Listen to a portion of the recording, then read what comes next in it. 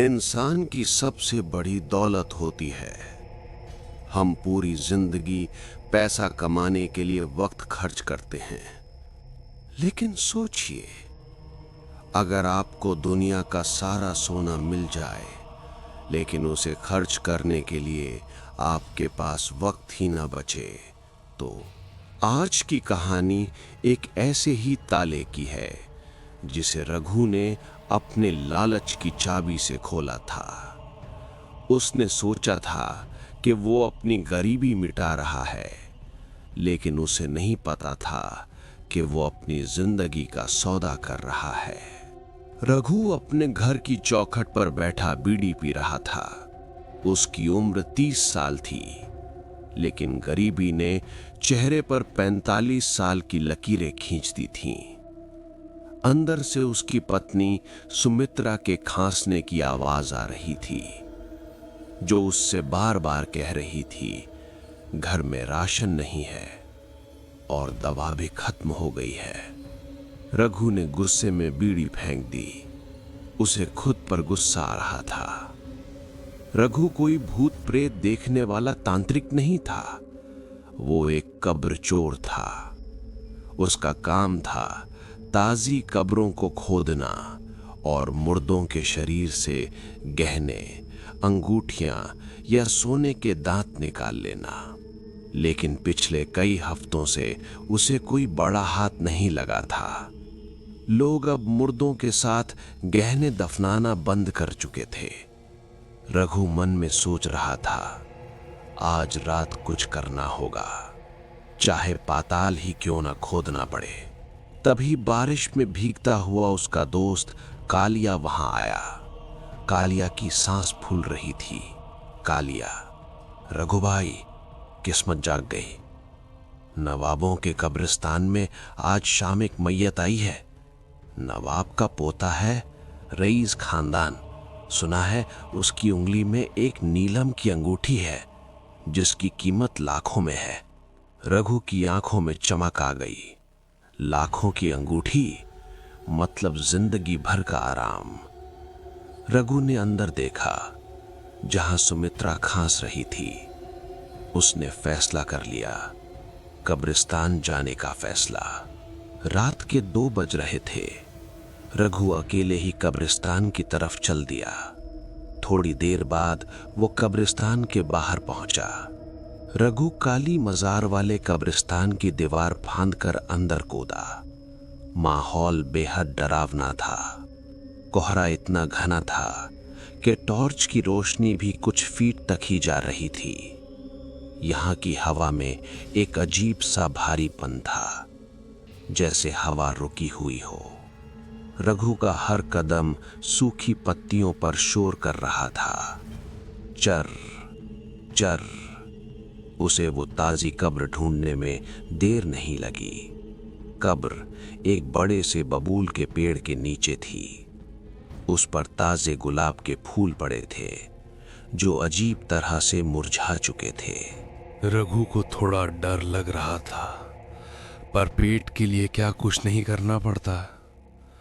रघु ने थूक निगला और अपना फावड़ा उठाया। पहला वार, खच। आवाज सन्नाटे में गूंज गई। दूर कहीं एक कुत्ता रोने लगा। रघु खोदता गया। मिट्टी गीली और लाल थी, जैसे खून मिली हो। उसे पसीना आ रहा था, हाथ दुख रहे थे, लेकिन लालच उसे रुकने नहीं दे रहा था। बस थोड़ी देर और, फिर मैं अमीर हो जाऊंगा। करीब 6 फीट खोदने के बाद फावड़ा लकड़ी के ताबूत से टकराया। ठक। उसने ताबूत पर जमी मिट्टी हटाई। ताबूत बहुत महंगा था, शीशम की लकड़ी का। रघु ने अपनी छैनी फंसाकर ढक्कन खोला। अंदर नवाब की लाश थी। उसने महंगी शेरवानी पहनी थी और चेहरा एकदम शांत। रघु की नजर सीधे उसके बाएं हाथ पर गई। वहां वो नीलम की अंगूठी चमक रही थी, नीले पत्थर में टॉर्च की रोशनी पड़ते ही वो चमक उठी।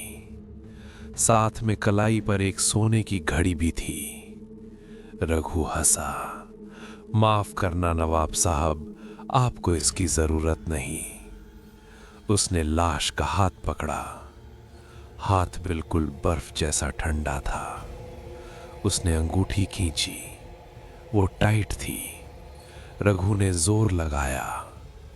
अचानक उसे लगा कि लाश की उंगलियों ने रघु का हाथ हल्का सा दबाया है। रघु ने झटके से हाथ छोड़ा। वहम है, सब वहम है। उसने दोबारा हिम्मत की और जोर से खींचकर अंगूठी निकाल ली। फिर घड़ी भी उतार ली। रघु ने वो दौलत अपनी जेब में डाली और ऊपर चढ़ने के लिए मुड़ा। तभी उसके पीछे से एक आवाज आई। वो आवाज लाश के मुंह से नहीं, बल्कि ताबूत के अंदर से आ रही थी, जैसे कोई बंद डिब्बे में बोल रहा हो। क्या वक्त हो रहा है भाई। रघु का खून जम गया। उसने धीरे धीरे पीछे मुड़कर देखा। लाश अभी भी लेटी थी, आंखें बंद थीं, लेकिन उसके चेहरे पर एक मुस्कान थी। एक ऐसी मुस्कान जो कानों तक खिंची हुई थी।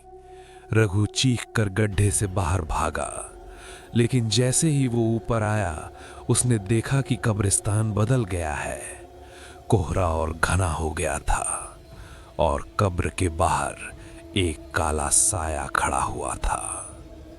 वो साया आगे आया, रघु की ओर। उसका चेहरा नहीं था, बस अंधेरा था।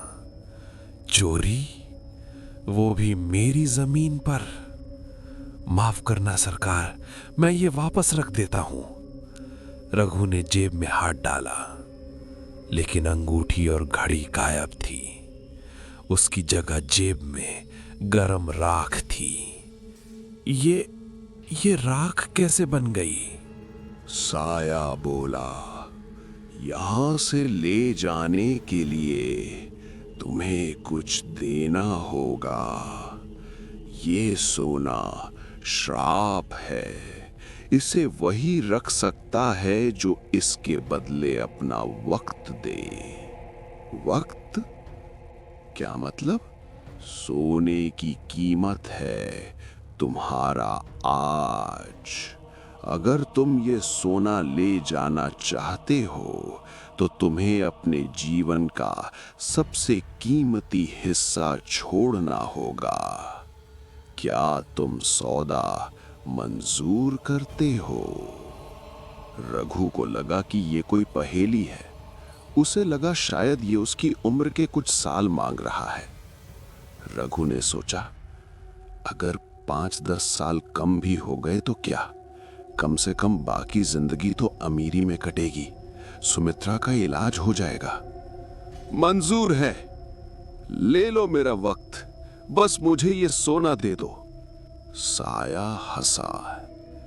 हवा में एक डरावनी गूंज हुई, तथास्तु।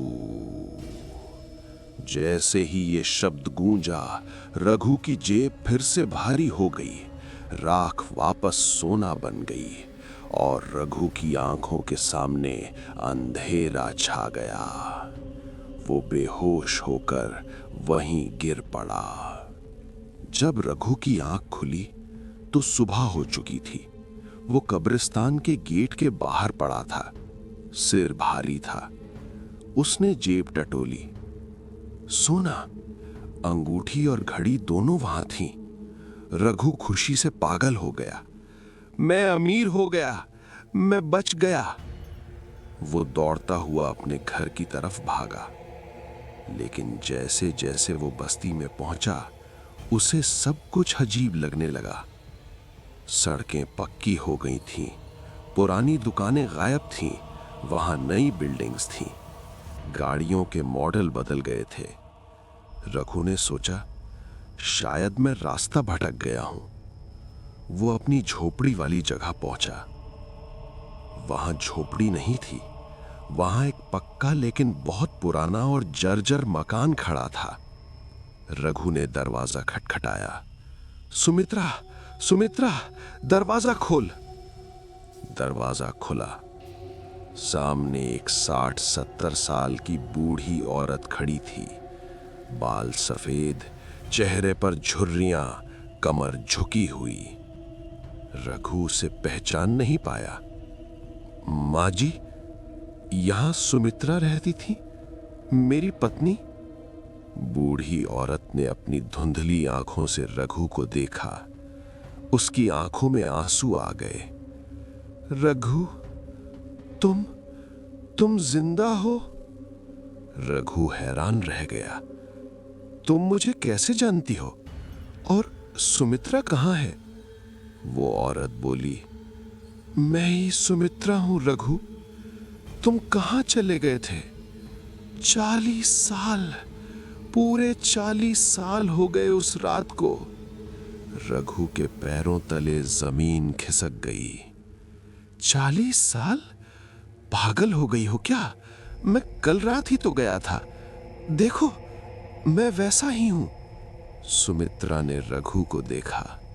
वो अभी भी 30 साल का जवान था, लेकिन उसके पीछे की दुनिया, उसकी पत्नी, उसका घर, सब 40 साल बूढ़े हो चुके थे।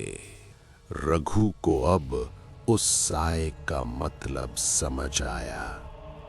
उसने सोना पाने के लिए अपना पूरा जीवन, अपनी जवानी, अपनी पत्नी का साथ सब खो दिया था। वो समय में आगे कूद गया था, लेकिन उसके अपने लोग बूढ़े होकर मरने की कगार पर थे। रघु पागलों की तरह रोया। वो सोना अब उसे काट रहा था। उसने वो अंगूठी और घड़ी उठाई और वापस कब्रिस्तान की तरफ भागा। उसे सब कुछ ठीक करना था। वो उसी कब्र पर पहुंचा। कब्र खुली पड़ी थी, जैसे उसका इंतजार कर रही हो। रघु ने सोना वापस ताबूत में फेंक दिया। मुझे मेरा वक्त वापस दे दो, मुझे ये सोना नहीं चाहिए। ताबूत के अंदर से नवाब की लाश उठकर बैठ गई। इस बार उसकी आंखें खुली थीं। वो आंखें नहीं, अंगारे थे। सौदा हो चुका है रघु। वक्त कभी वापस नहीं मिलता। तुमने सोना लिया, मैंने तुम्हारी जिंदगी ली। रघु ने देखा कि लाश के हाथ अब रघु के गले की तरफ बढ़ रहे हैं। रघु ने भागने की कोशिश की, लेकिन उसके पैर मिट्टी में धंस गए। कब्रिस्तान की जमीन दलदल बन गई थी। अब तुम यहीं रहोगे, मेरे नए चौकीदार बनकर, ताकि कोई और मेरा सोना न चुरा सके। रघु धीरे धीरे जमीन में समाने लगा। उसने आखिरी बार आसमान की तरफ देखा और फिर मिट्टी उसके मुंह में भर गई। रघु आज भी वही है, न जिंदा न मुर्दा। वो समय के एक ऐसे लूप में फंसा है जहां से वापसी का कोई रास्ता नहीं। लोग कहते हैं कि उस कब्रिस्तान में रात को कभी कभी एक आदमी दिखाई देता है। वो बहुत परेशान दिखता है और आने जाने वालों से पूछता है, भाई साहब, आज तारीख क्या है? मेरी बीवी इंतजार कर रही है। अगर आपको वो मिले तो रुकना मत और उसे तारीख मत बताना, क्योंकि जिसे वक्त की कीमत नहीं पता होती, वक्त उसे कभी माफ नहीं करता।